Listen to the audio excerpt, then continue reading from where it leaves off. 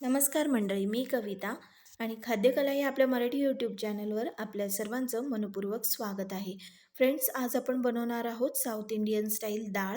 तर ही टोमॅटोची डाळ असणार आहे. या ठिकाणी मी 3 प्रकारच्या डाळी घेतलेल्या आहेत, तूर, मूग आणि मसूर. तिन्हींचं सारखं प्रमाण असणार आहे. आपल्याला चवीप्रमाणे इथे मीठ लागणार आहे. पाव चमचा मी हळद घेतलेला आहे आणि साधारण 1 मोठा चमचा मी या ठिकाणी लाल तिखट घेतलेला आहे. तर आधी आपण कुकरमध्ये डाळ टाकून घेऊयात स्वच्छ धुवून. इथे मी 2 टोमॅटोसुद्धा कापून टाकलेले आहेत. हे गावरान टोमॅटो आहेत. तुम्ही साधे घेणार असाल तर 3 तरी टोमॅटो साधारण तुम्हाला लागतील. आता आपण यामध्ये टाकून घेऊयात आपले पावडर मसाले म्हणजेच मीठ, हळद आणि तिखट. सर्व साहित्य यामध्ये टाकून घ्यायचं आहे. अगदी साधी सिंपल अशी रेसिपी आहे. फार कष्ट याच्यामध्ये नाहीत, पण चवीला अगदी भन्नाट लागते. आपल्याला हे सर्व साहित्य कुकरमध्ये टाकल्यानंतर आपल्याला पाणी घालून घ्यायचं आहे. माझी 1 वाटी डाळ असल्यामुळे मी इथे साधारण 1.5 ग्लास इतकं पाणी डाळीमध्ये घालून घेतलेलं आहे. डाळ गॅसवर ठेवलेली आहे. झाकण न लावता थोडीशी उकळी येऊ द्यायची आहे. उकळी आल्यानंतर आपण यामध्ये घालणार आहोत थोडीशी कोथिंबीर. आपण एकूण 1 मुठ्ठी कोथिंबीर इतकी धुवून घेतलेली आहे, कापून घेतलेली आहे आणि यामध्ये घालून घेतलेली आहे. आता मी कुकरचं झाकण लावलेलं आहे. 4 ते 5 शिट्ट्या काढून घ्यायच्या आहेत आपल्याला. आता मी झाकण लावलेलं आहे.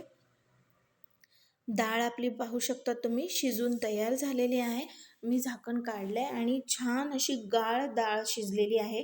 टोमॅटोसुद्धा यामध्ये गाळ होऊन जातात आणि आता पाहू शकता तुम्ही अगदी गाळ झालेलं आहे. रवीच्या सहाय्याने डाळ घुसळून घेऊयात आणि या ठिकाणी आता मी एक पातेलं ठेवलेलं आहे. यामध्ये 1 मोठा चमचा तेल घातलेलं आहे आणि फोडणीची तयारी सुरू केलेली आहे. फोडणीच्या तयारीसाठी लागणारं साहित्य आहे. हे साहित्य अगदी घरात असणारं आहे. मोहरी घेतलेल्या आहेत, थोडेसे मेथीदाणे, जिरं आणि भरपूर असा कुटलेला लसूण.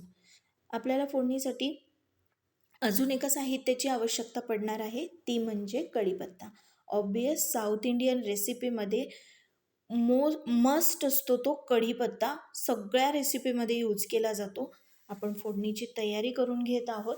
सर्वप्रथम तेलामध्ये आपण टाकून घ्यायच्या आहेत मोहरी आणि जिरं.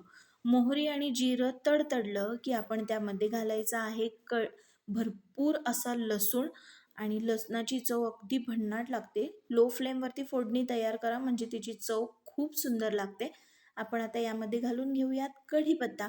कढीपत्ताही छान क्रंची झाला की मग आपण यामध्ये घालायची आहे कोथिंबीर.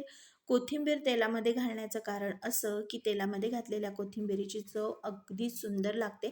एकदा नक्की ट्राय करा माझ्या सांगण्यावरून. आता ही फोडणी ऑलमोस्ट आपली तयार होत आलेली आहे. आता आपण यामध्ये घालून घेऊयात डाळ आणि डाळ जशी आपण घालतो लगेच फ्लेम हाय करायची आहे म्हणजे डाळीला छान उकळी यायला हवी. डाळ साधारण 5 ते 7 मिनिटे उकळणं अत्यावश्यक आहे. आपण यामध्ये आता सुद्धा कोथिंबीर घातलेली आहे. अशी 3 वेळेला आपण साधारण कोथिंबीर घालून घेतोय. कोथिंबीरीची चव खूप सुंदर येते. कोथिंबीर आणि कढीपत्ता यांची चव खूप सुंदर लागते. डाळ आता छान 5 ते 7 मिनिटे आपल्याला अशीच उकळत ठेवायची आहे. तुम्ही पाहू शकता अजून डाळीला तशी उकळी आलेली नाही आहे. पण एकदा स्टर करून घेतलं की सर्व त्याचे जे फ्लेवर्स आहेत ते एकजीव होतात. डाळीला उकळी यायला सुरुवात झालेली आहे. त्यामध्ये आपण आपला लॅडर ठेवून टाकायचा आहे म्हणजे पळी त्यामध्ये असली की डाळ उतू जात नाही. बऱ्याचदा बहुतेक वेळा असं होतं की डाळ खूप असल्यामुळे मग ती उतू जाते. या वेळेला तुम्ही कन्सिस्टन्सी बॅलन्स करू शकतात. मी थोडीशी पातळच ठेवलेली आहे कारण सांबार आणि रस्सम या दोघांच्या मधली याला टेस्ट आहे. त्याच्यामुळे रस्सम जसं पातळ असतं किंवा सांबारची जशी कन्सिस्टन्सी असेल दोन्हींच्या मधली असल्यामुळे कन्सिस्टन्सी मी तशीच ठेवली. तुम्ही तुमच्या पद्धतीने बॅलन्स करू शकता. आता मी साईड बाय साईड इथे ताटही तयार करून घेतलेलं आहे. डाळीला आधी मस्त उकळी आली, गॅस बंद केला. आता मी इथे ताट सजवून घेतलेलं आहे. भातावरती भरपूर अशी डाळ घालायची आहे. चवीसाठी पापड आणि लोणचं सुद्धा घेतलेलं आहे. तुम्ही हवं तर चिंचाचा कोळ घालू शकतात, मी नाही घातलेला. तुम्हाला जर तूप आवडत असेल तर भरपूर तूप घाला.